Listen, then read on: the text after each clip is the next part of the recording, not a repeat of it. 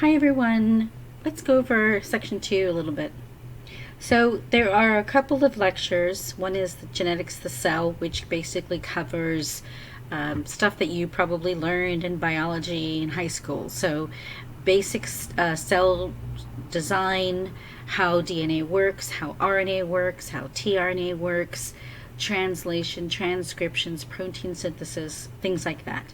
And then we have heredity and inheritance, and this is on the basis of the chemical composition or chemical basis of DNA, I should say, and how that works. So these two are going to be important. And then the article Curse and Blessing of a Ghetto, it was written by Jared Diamond, the same person who wrote Guns, Germs, and Steel. So it's a really easy read, and it's a relatively short read too.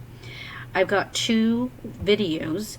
I say optional, but I think this is really helpful for you to understand how heredity works and how the forces of evolution work together. So there's DNA, the Secret of Life, which kind of breaks down protein synthesis, translation, transcription visually. So it's really nice to see for those of you that are visual learners. There's also a quiz and a discussion.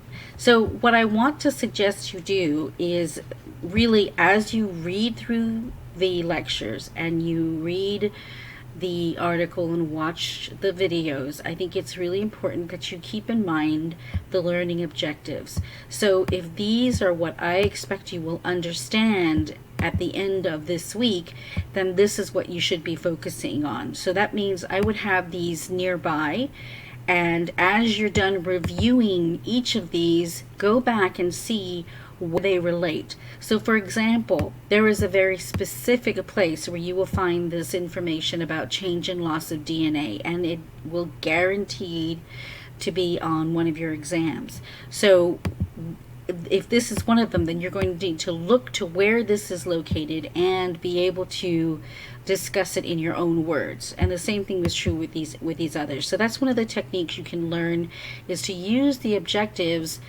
as a way to create your study guides and to study the assignments I provide. You can always email me as well. Okay, take care.